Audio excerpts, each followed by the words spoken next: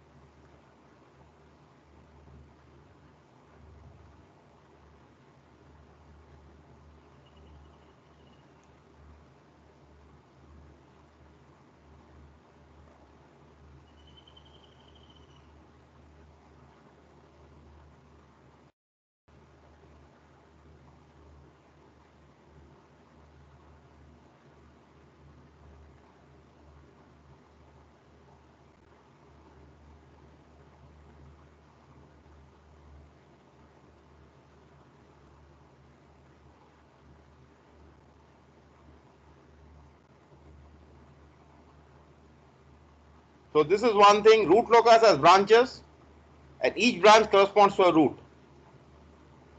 Now root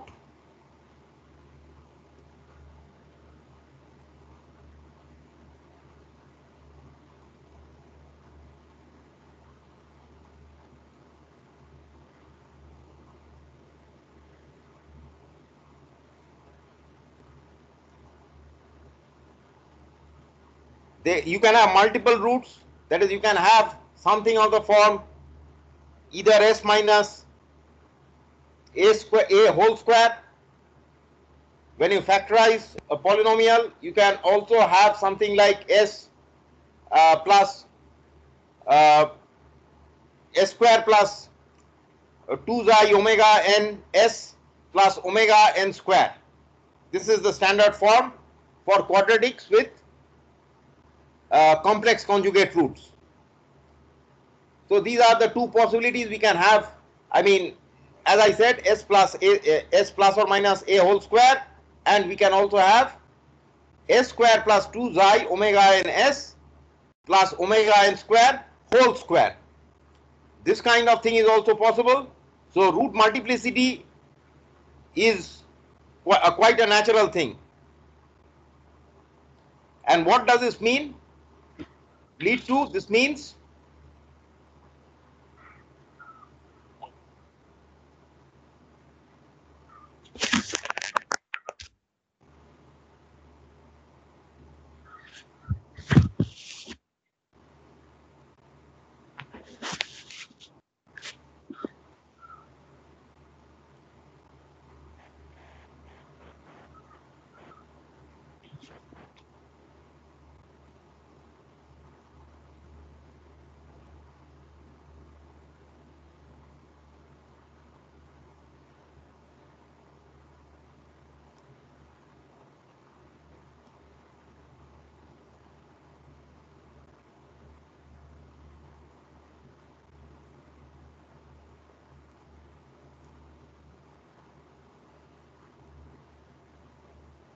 and such points are called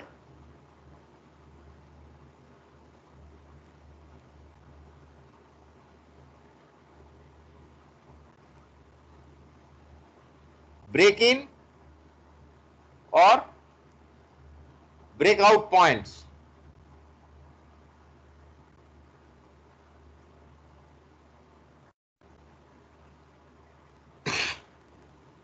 So where do the root locus, where does it begin from and where does it end?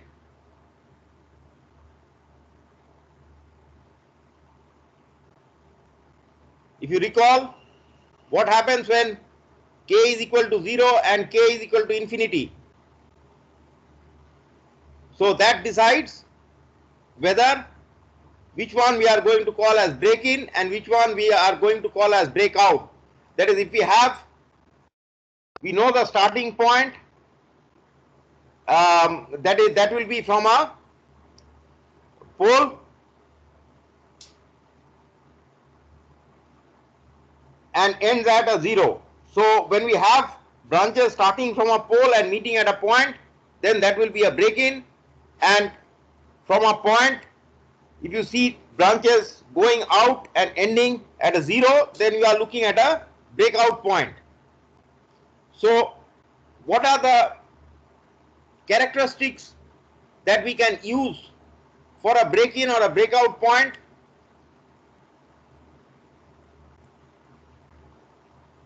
We have to do some simple algebra which will let us figure this out. Let us consider a polynomial with distinct roots.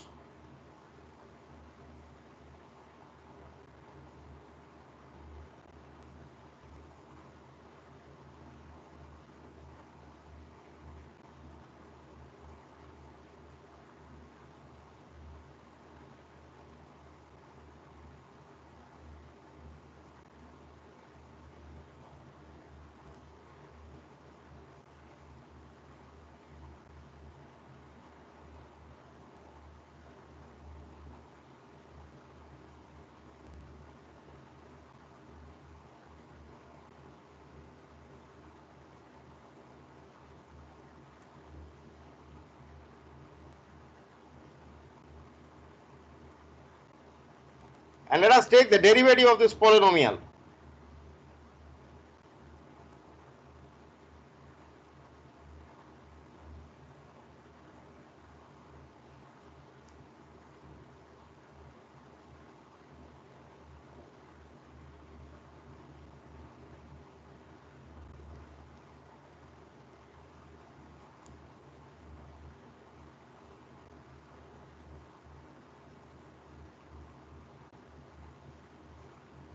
So this is how it will look like.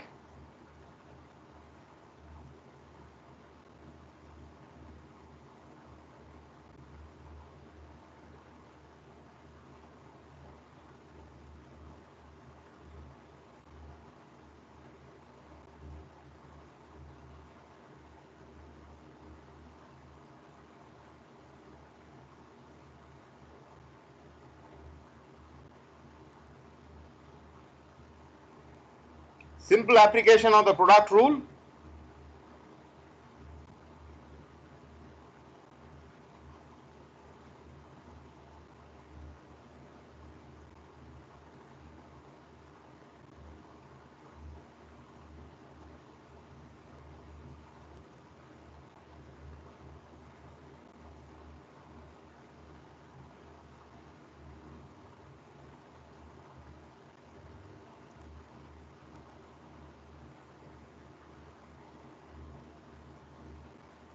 And we can easily conclude that are not necessarily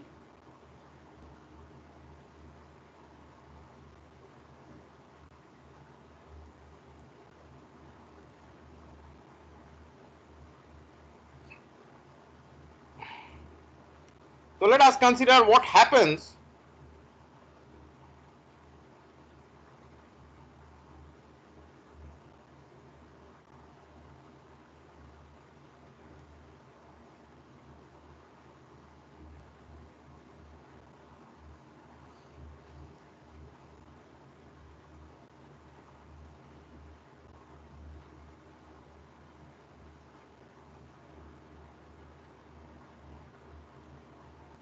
say A is equal to B.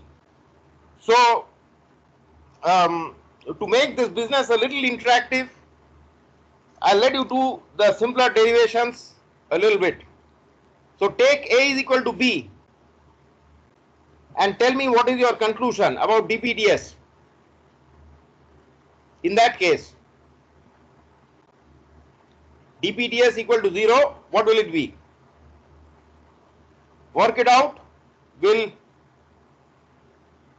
check your derivations with mine in a couple of minutes time. All right.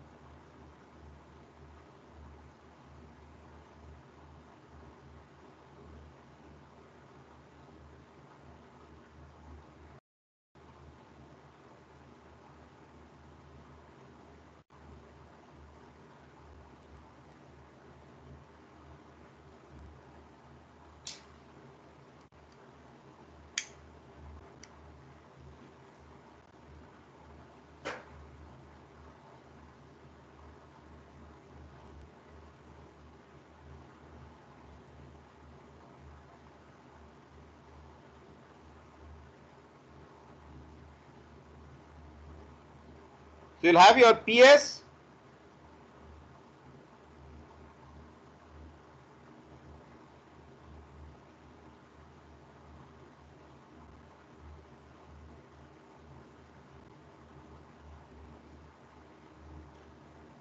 So tell me what my dPds will be equal to.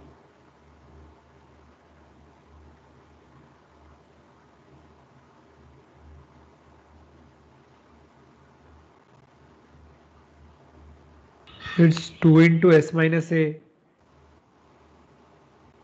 Okay, just a moment. I'm writing it down.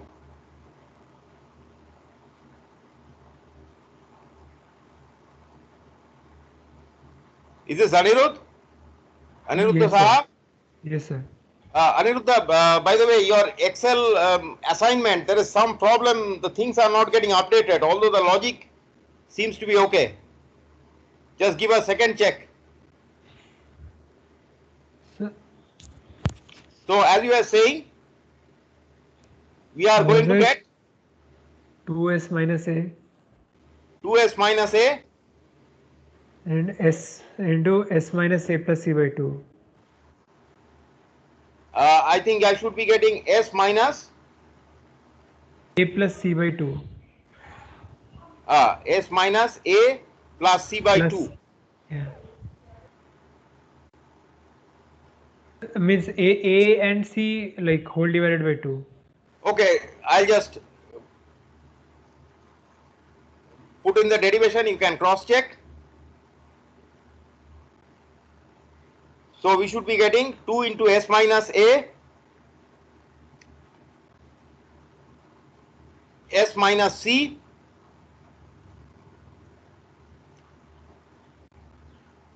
plus s minus a whole square, right?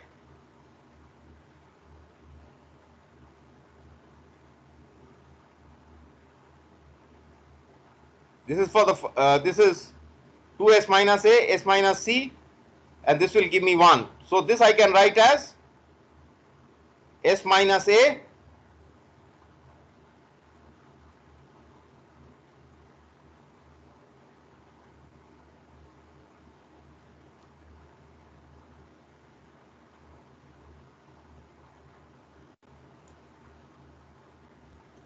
so dp by ds equal to 0 definitely means s is equal to a.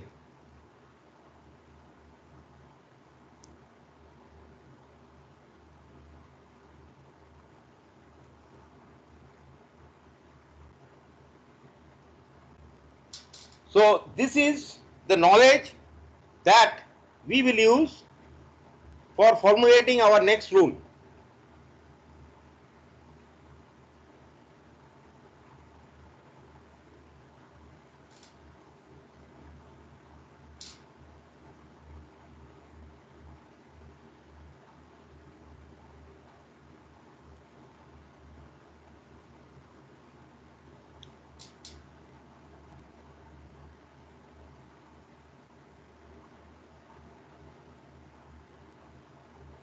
So we'll essentially put dp by ds is equal to 0. We will use that for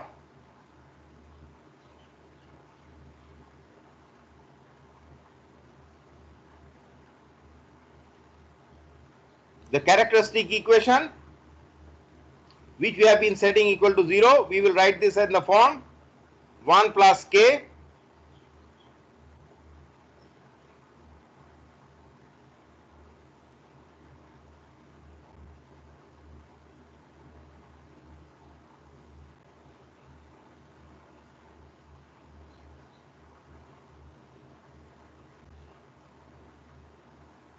So wherever we have multiple roots, we must be having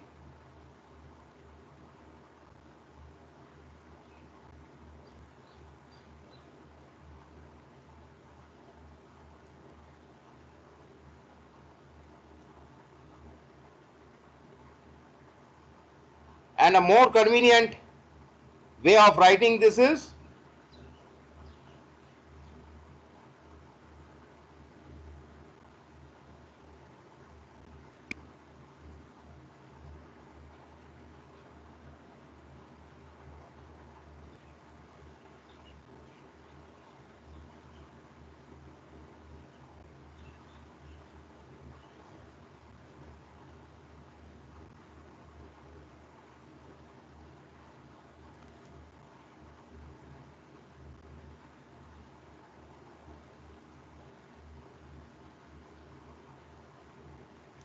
both will lead to the same thing.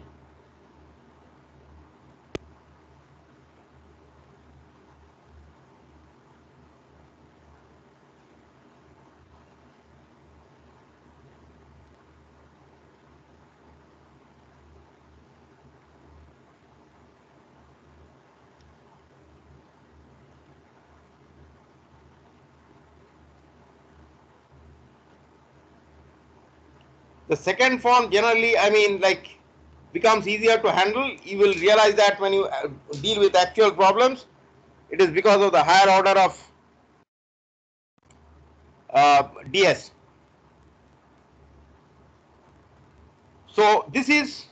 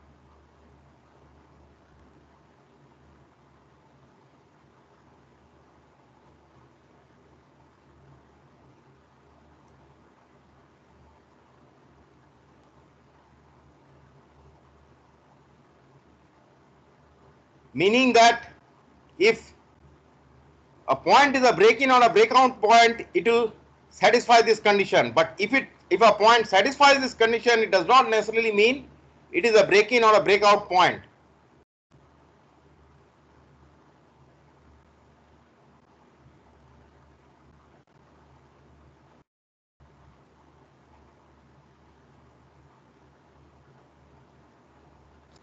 Sorry, I think I should wrong term here. It will be necessary condition.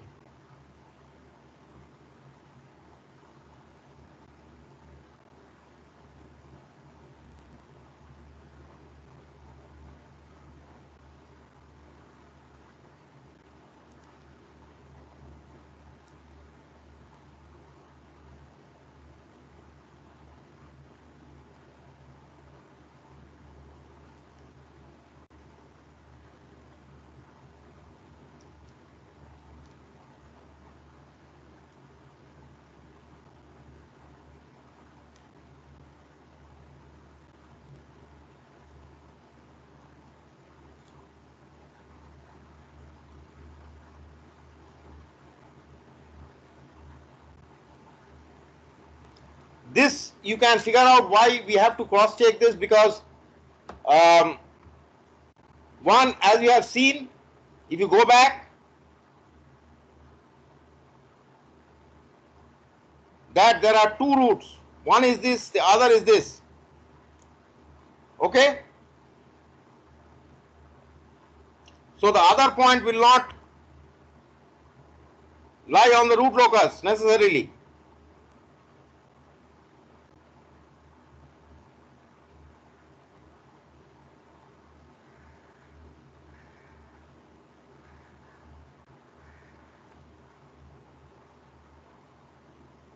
So this is the check that you must do.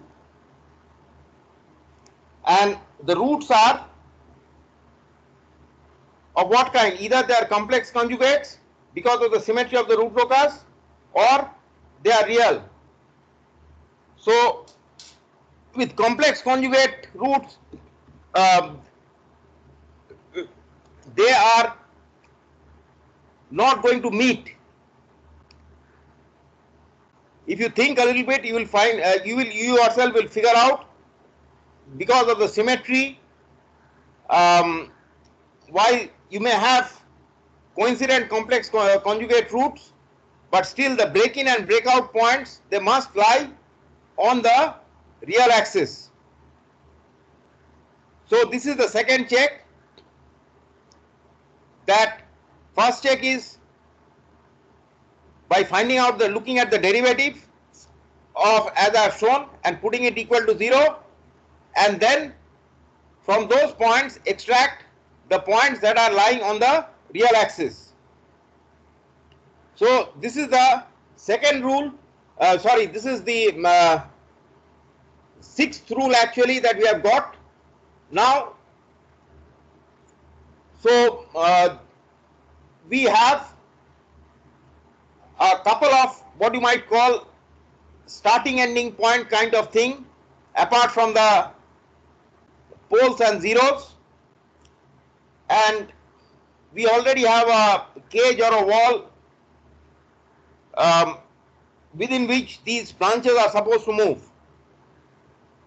So we have locations. Okay. Now the rule that we'll have is somewhat similar to asymptotes. Asymptotes are going to have given you some idea of the direction of the root locus. We will have another rule, which is, or rather a pair of rules, first one of which will be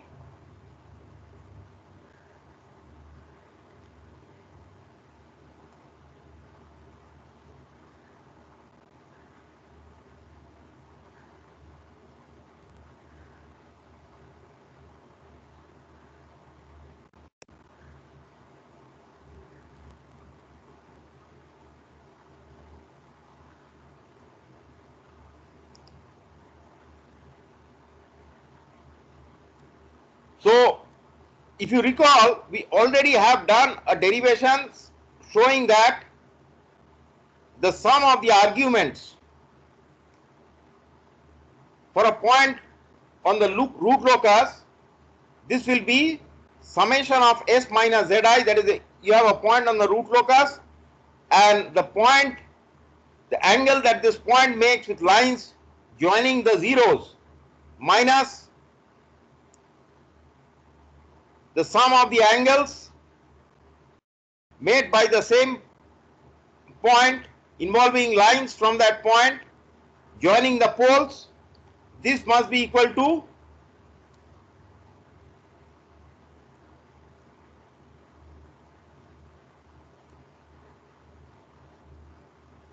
where r is an odd number.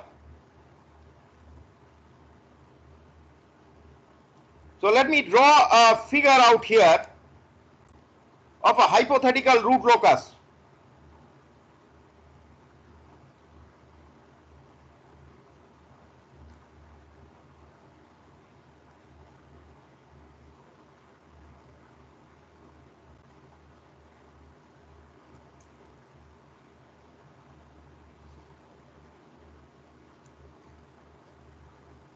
Say we have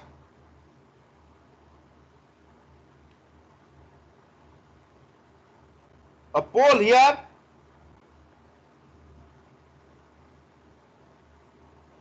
and a 0 here, and we look at two complex conjugate poles which are located here, and let us say the root locus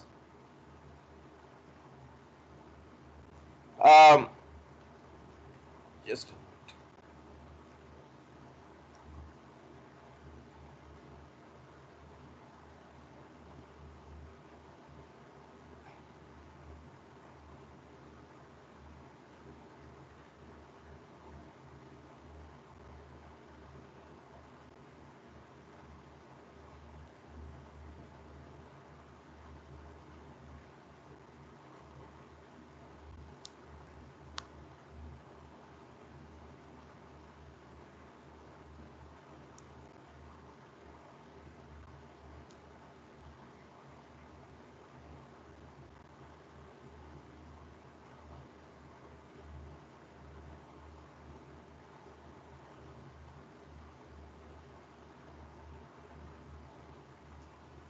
yeah, so this is the two branches of my root locus. Okay, now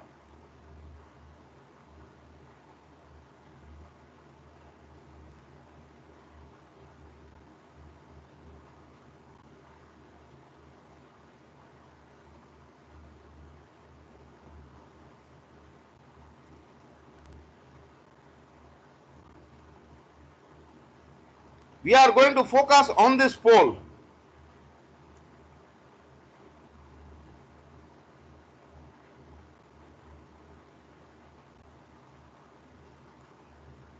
Okay, so let us kind of have a look at this condition out here. So if I have a point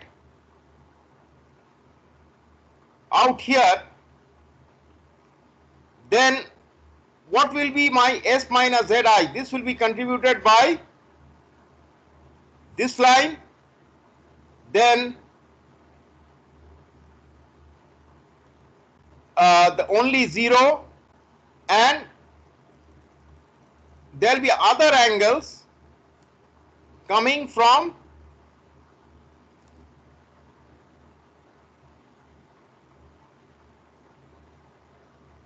these lines. Okay,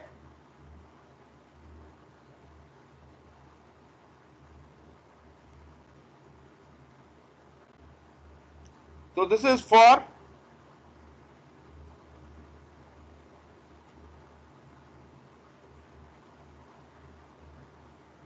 not that close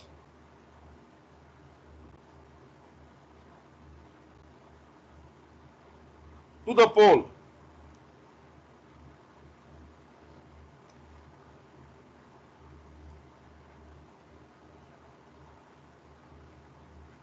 So I redraw the figure.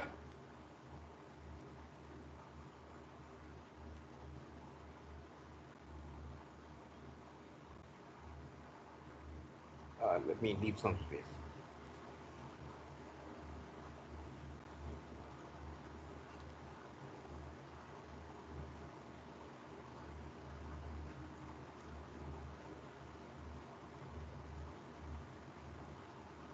So this is my 0. There is a pole here, and these are my two complex conjugate poles, and we are getting rather close to this point.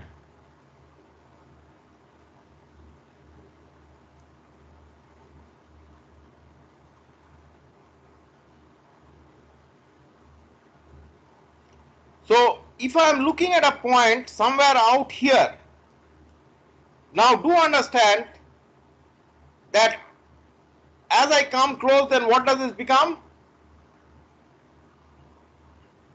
This line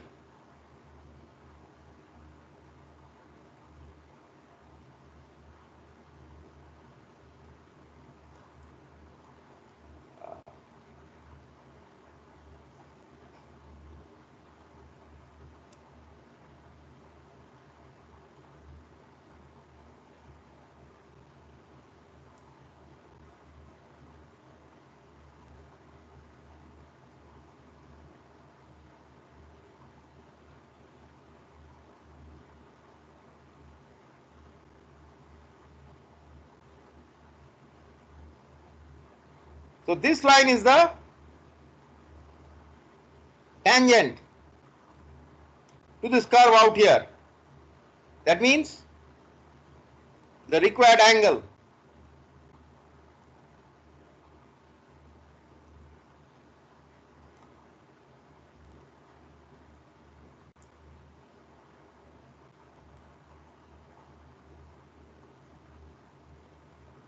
And this is certainly not a small angle.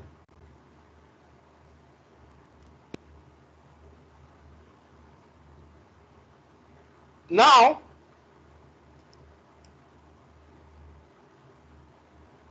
I will use the red pen to draw the other lines.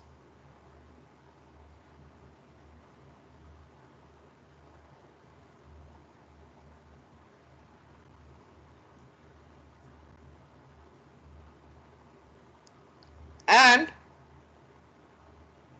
I am going to use the green pen to draw similar lines, but using this pole in place of this point.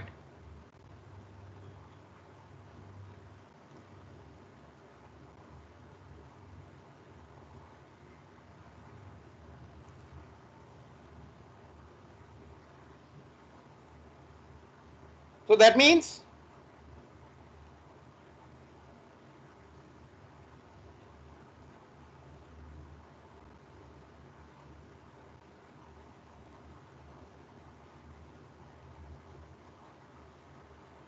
R for the close point,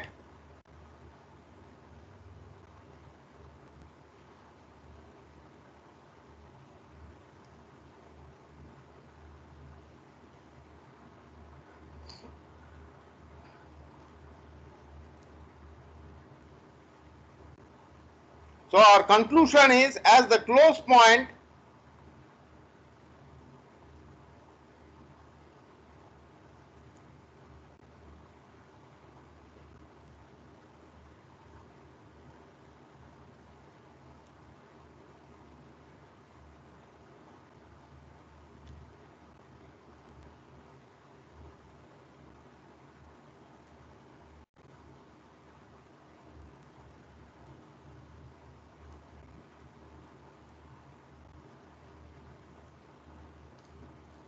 So I think you will agree with me there. But one thing is, when it comes to the close point and the pole under focus, that particular line is producing an angle which is non-zero. So let us write this down in terms of symbols, algebra. So we get back to what we had already written. We had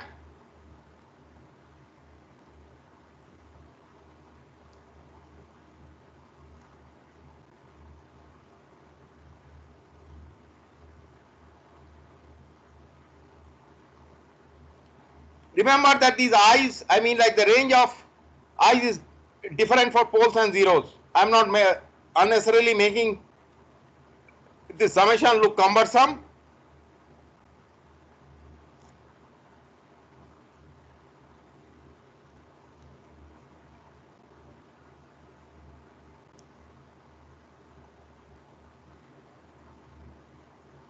So let us consider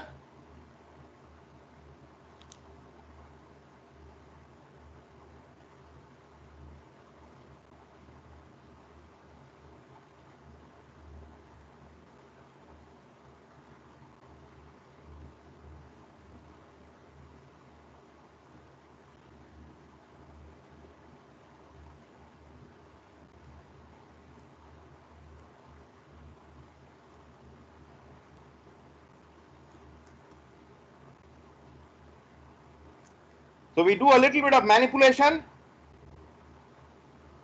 Summation of zeros remains as it is. Here we will break it up into two parts.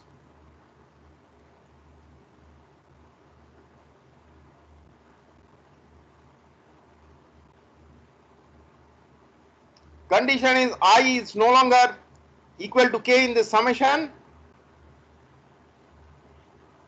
and we have this angle out,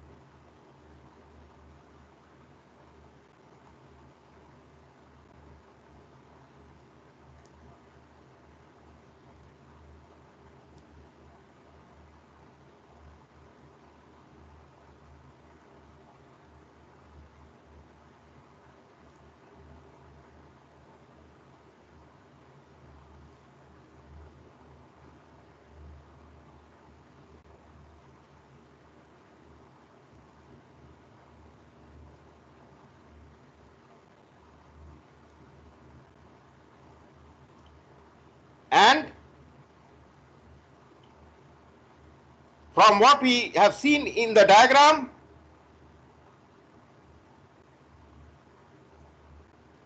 there is no harm apart from this, because this, if I put P S is equal to Pk, that is equal to 0, which is not the case. Look, this actually becomes as S is equal to Pk, then we get closer and closer to the angle of the tangent, and which is certainly not 0.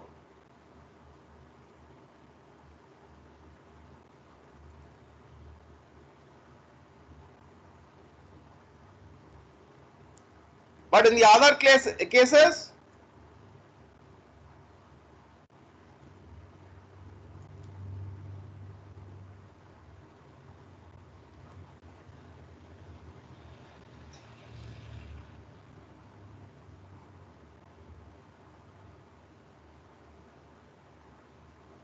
almost 0. So here I can write Pk, here I can write Pk, and this is voila what we have got out here. We have actually the angle that we are looking for. S minus Pk is equal to, we can consider one of the values of R, the smallest value, to get this angle.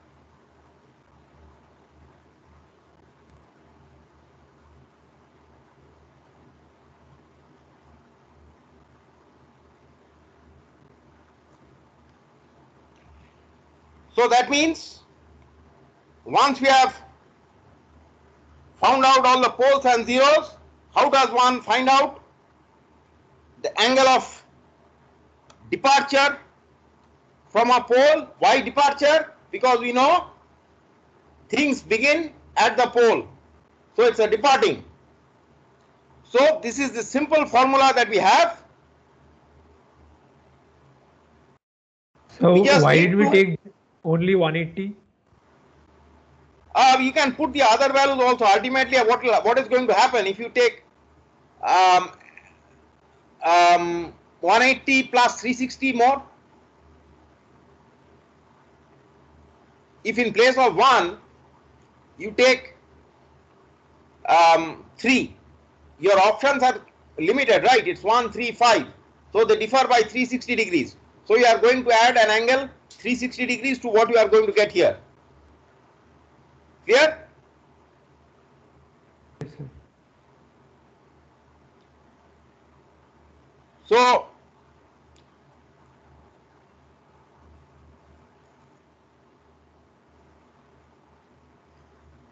yeah, so before we take a break, we'll just try look at the complement to this rule, which is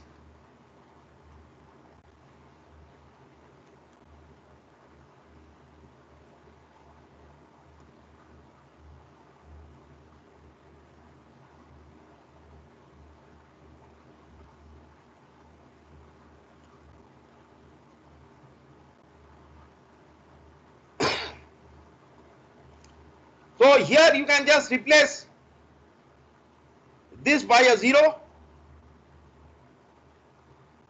wherever we have put in a cross out here. So let us consider two complex conjugate zeros.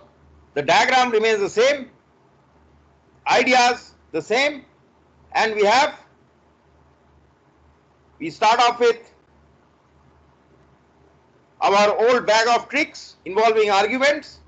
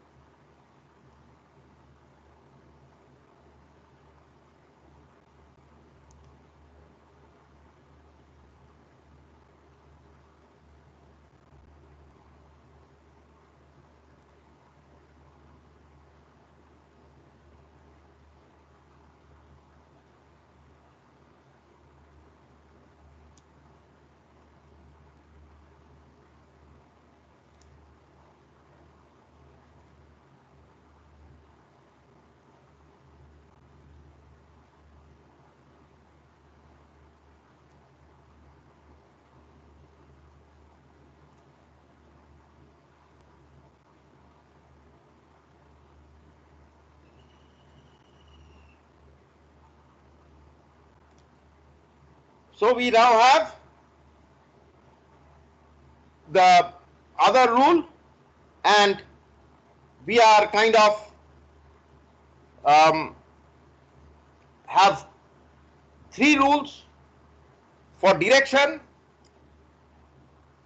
Asymptotes gives you an idea of what is going to happen when the root locus branches are moving towards infinity, and this is going to tell you what direction is the root locus going to take at certain known points, which you can immediately get while looking at the GSHS function.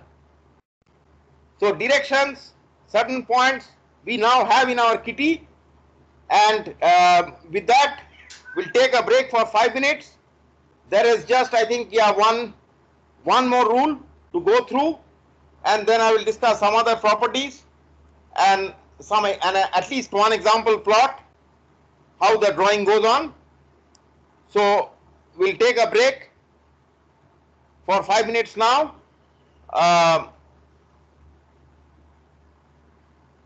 It is 15:40. We will restart the class at 15:45 ish.